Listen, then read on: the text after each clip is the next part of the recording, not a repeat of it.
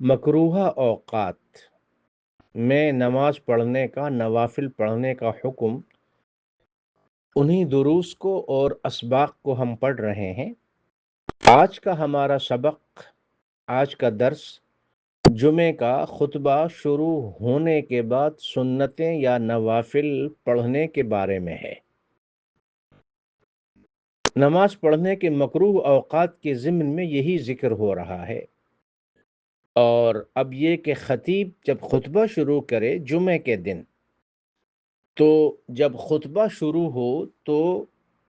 اس دوران نوافل وغیرہ پڑھنا مکروہ ہے۔ البتہ جو لوگ پہلے سے کچھ پڑھنے میں مصروف ہوں، سنت یا نوافل، اور خطبہ شروع ہو جائے تو وہ اپنی نماز پوری کر لیں۔ البتہ خطبہ شروع ہو اور اس دوران مسجد میں داخل ہو کر 2 رکعت نفل یا سنت وغیرہ پڑھنا، اس سے منع کیا گیا ہے، کیونکہ خطبے کا سننا واجب ہے، اور جان بوجھ کر واجب کو چھوڑنا یہ مکروہ ہے۔ رسول اللہ صلی اللہ علیہ وسلم کا ارشاد مبارک سیدنا ابو ہریرہ رضی اللہ عنہ نے روایت کیا، اور یہ متفق علیہ حدیث ہے: اذا قلت لصاحبك يوم الجمعة انصت والامام يخطب فقد لغوت۔ جمعے کے دن امام خطبہ دے رہا ہو اور تم نے اپنے کسی ساتھی سے کہا کہ چپ رہو، خاموش ہو جاؤ، تو تم نے لغو کام کیا۔ بعض روایات میں بعض الفاظ کا اضافہ ہے کہ جمعے کا خطبہ جب ہو رہا ہو اس دوران اگر تم نے کسی کو منع کیا یا کسی سے کہا کہ چپ رہو اور خطبہ سنو، تو یہ بھی تم نے لغو کام کیا، اور جس نے لغو کام کیا اس کا جمعہ نہیں ہوا۔ اسی لیے مصنف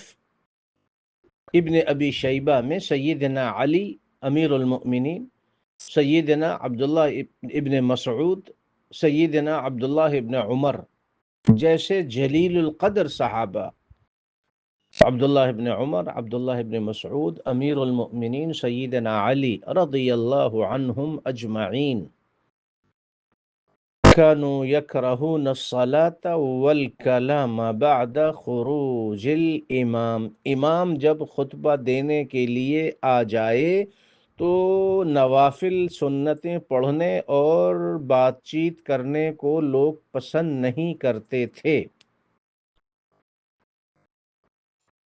ہشام ابن عروہ اپنے والد سے نقل کرتے ہیں کہ اذا قعد الامام علی المنبر فلا صلاۃ، امام جب منبر پہ بیٹھ جائے تو کوئی نماز نہیں ہوتی۔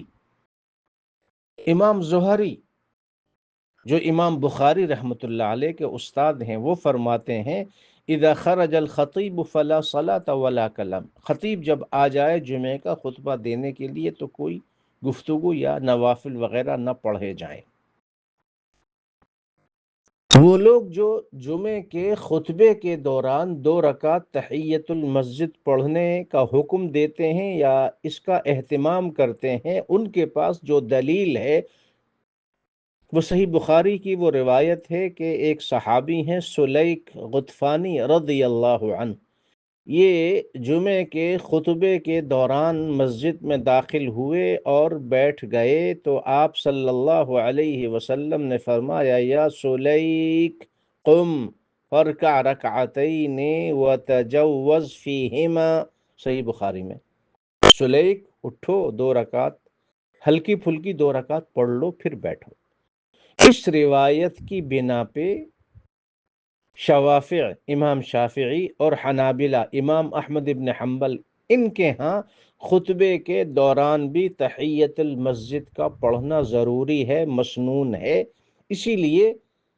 سعودی عرب اور عرب ملکوں کی مسجدوں میں اس بات کا اہتمام ہوتا ہے، خطبے کے دوران بھی لوگ 2 رکعت تحیت المسجد پڑھ کر بیٹھتے ہیں۔ امام مالک اور امام ابو حنیفہ نے مطلقاً احادیث کو لیا ہے، اور احناف کے ہاں اور مالکیہ کے ہاں جمعے کے خطبے کے دوران تحیت المسجد یا سنتیں پڑھنا مکروہ ہے، منع ہے۔ اور اسی بنا پہ عقیدہ طحاویہ کے مصنف امام طحاوی اور صحیح بخاری کی شرح کرنے والے امام بدر الدین عینی فرماتے ہیں کہ یہ جو صحیح بخاری میں سلیک رضی اللہ عنہ کا واقعہ ہے، یہ معمول نہیں تھا، بلکہ یہ ان صحابی کے لیے خاص حکم تھا۔ اور وہ یہ کہتے ہیں کہ امر سلیکن ان یرکع رکعتین ثم نہى الناس ان یصلوا والامام یخطب۔ انہوں نے یہ لکھا ہے کہ سلیک رضی اللہ عنہ کو یہ حکم دیا تھا، بعد میں یہ کہا گیا کہ خطبے کے دوران کوئی بھی نوافل وغیرہ نہ پڑھے جائیں۔ اور اس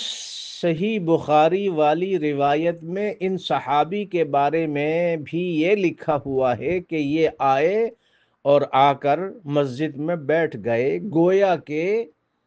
بعض صحابہ رضی اللہ عنہم کے ہاں بھی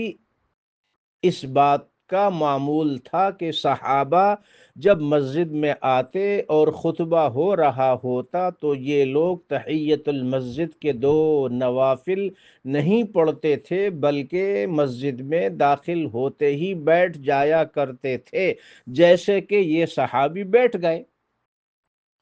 تو یہ دلیل بھی بہرحال اس سے معلوم ہوتی ہے۔ بہرحال دونوں طرف دلائل موجود ہیں، جو چاہیں امام کے خطبے کے دوران 2 رکعت تحیت المسجد پڑھنا چاہیں وہ اس حدیث پر عمل کر سکتے ہیں،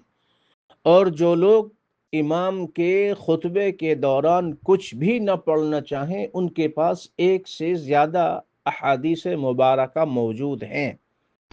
اللہ تعالی ہم سب کو اعتدال والا راستہ اختیار کرنے اور رسول اللہ صلی اللہ علیہ وسلم کی ہر حدیث پر عمل کرنے کی توفیق نصیب فرمائے، آمین۔